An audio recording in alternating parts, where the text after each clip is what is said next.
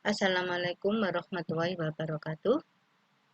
Bagaimana anak-anak kabarnya pada pagi hari ini? Sehat ya? Insya Allah dan Bismillah selalu sehat.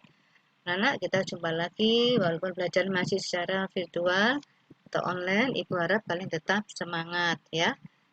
Kita jumpa lagi di mapel kearsipan pada pagi hari ini di KD 3.1.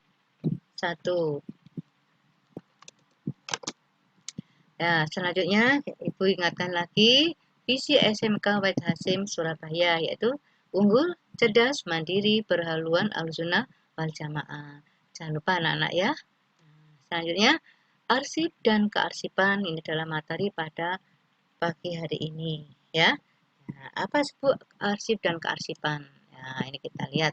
Sebelumnya menetapkan kebutuhan bahan dan alat kearsipannya dulu, yaitu yang kita pelajari adalah pengertian arsip, jenis-jenis arsip, nilai guna arsip, pengertian kearsipan, jenis-jenis peralatan kearsipan, kemudian pelengkapan kearsipan, analisa kebutuhan peralatan dan perlengkapan kearsipan, serta menghitung kebutuhan perlengkapan kearsipan. Nah, sekarang pengertian arsip. Ya. Dalam bahasa Yunani disebut dengan arsium, artinya apa? Peti untuk menyimpan sesuatu. Jadi jangan dikonotasikan dengan peti mati anak-anak ya. Kalau zaman dulu memang menggunakan peti, yaitu kotak besar untuk menyimpan sesuatu yang berharga. Lalu dalam bahasa Latin disebut dengan velum atau bundel yang artinya tali atau benang. Artinya apa? Warkat itu diikat jadi satu dengan menggunakan tali atau benang. Dalam bahasa Inggris disebut arsip yang artinya kumpulan warkat atau record yang artinya catatan dan file ya, sekumpulan informasi atau warkat. Kemudian dalam bahasa Belanda disebut dengan arsip artinya warkat atau surat. Nah, bahasa Jerman pun juga artinya sama warkat, tapi artinya namanya disebut arsivalen ya. Selanjutnya jenis-jenis arsip. Jenis arsip itu digolongkan menjadi 5 berdasarkan fisiknya, masalahnya, pemiliknya, sifatnya, dan fungsinya.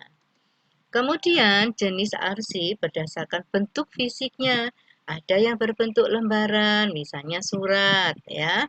Ada yang tidak berbentuk lembaran, bisa berupa benda atau flash disk kalau zaman sekarang ya. Kemudian jenis arsip berdasarkan masalahnya. Ada inventory record, artinya berhubungan dengan masalah barang inventaris. Misalnya catatan tentang ukuran barang, jumlah barang, warna barang, ya, dan lain-lain. Kemudian personal record, namanya personal berarti berhubungan dengan masalah pribadi. Misalnya masalah kepegawaian. Contohnya apa Bu? Absensi pegawai, surat lamaran pekerjaan, daftar penilaian pegawai, dan masih banyak lagi. Lalu sales record artinya arsip yang berhubungan dengan masalah penjualan, misalnya daftar nama agen dan distributor. Bisa juga yang keempat yaitu production record, artinya yang berhubungan dengan masalah produksi, contohnya arsip tentang jenis bahan baku suatu produk ya. Kemudian financial record ya, yaitu arsip yang berhubungan dengan masalah keuangan, contohnya kwitansi, cek, bigi, nota, dan lain-lain ya. Nah, selanjutnya jenis arsip berdasarkan pemiliknya, ya bisa milik lembaga pemerintahan, misalnya Arnas, ya yang disebut dengan Arsip Nasional Indonesia atau ANRI. Kemudian arsip nasional di setiap ibu kota daerah atau Arsipda, ya atau Arsip Nasional Daerah.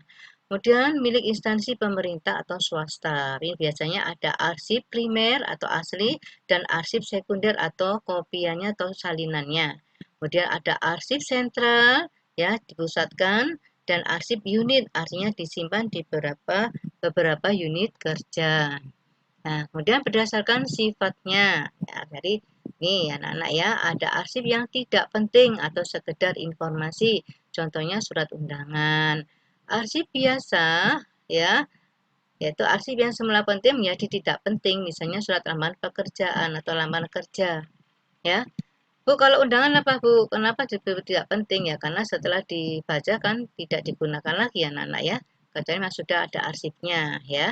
Kemudian arsip penting yaitu arsip yang berhubungan dengan masa lalu, sekarang, dan masa depan. Misalnya surat perjanjian apa sewa beli, ya sewa kontrak, ya perjanjian kerja, akta pendirian, ya. Arsip sangat penting ya ini. Contohnya naskah proklamasi. Ini sebagai apa? Dokumen negara, ya. Bukti bahwa negara kita sudah merdeka. Lalu arsip rahasia, artinya halnya boleh diketahui oleh orang-orang tertentu saja. Misalnya apa? Daftar penilaian pegawai ya, naikkan pangkat dan lain-lain. Ini rahasia bagi apa? Instansi atau perusahaan. Kemudian berdasarkan fungsinya ada disebut dengan arsip dinamis, yaitu arsip yang digunakan secara langsung dalam perencanaan atau penyelenggaraan administrasi.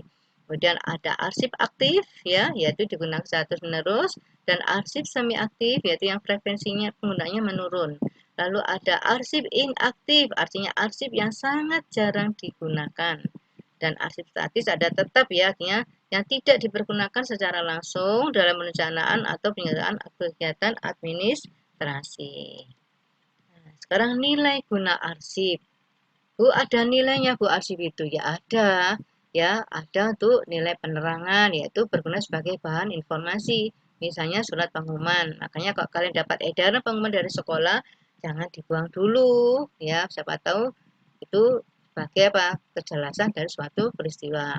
Kemudian nilai yuridis artinya berguna sebagai alat dalam peristiwa hukum, misalnya surat perjanjian. Nah, ini ya berhubungan dengan uang, sewa beli, jual beli ya. Nah, nilai historis kemudian itu berguna untuk sejarah, menggambarkan masa lampau ya. Misalnya teks proklamasi, kapan terjadinya, hari apa, jam berapa, di mana. Nah, ini ya.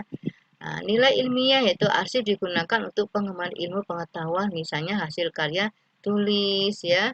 Nah, misalnya skripsi, tesis ya, disertasi itu nilai ilmiah harus ada arsipnya ya. Kemudian nilai guna fiskal artinya mempunyai nilai kegunaan di bidang keuangan, misalnya kwitansi, cek ya tadi saya singgung ya, bilet kiryo dan lain-lain.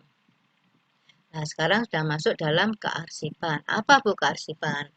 Perawalan ke dan akhiran an, berarti sudah menggunakan kata kerja. Nah, ini adalah proses ya kegiatan mulai dari penerimaan, pengumpulan, pengaturan, pemeliharaan, dan penyimpanan warkat menurut sistem tertentu sehingga dapat diperlukan saat dibutuhkan dengan mudah dan cepat. Itu namanya kearsipan anak-anak ya.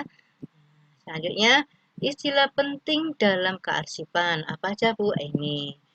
Pengarsipan horizontal yaitu arsip disimpan secara mendatar. Seperti ini, ditumpuk gitu aja anak-anak ya. Yang lebih awal ada di bawah.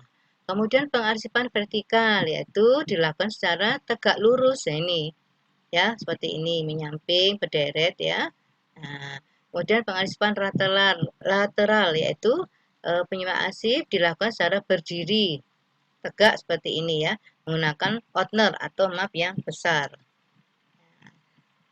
Untuk tugas, buatlah clipping atau kearsipan dengan mencari sumbernya dari internet atau media lain.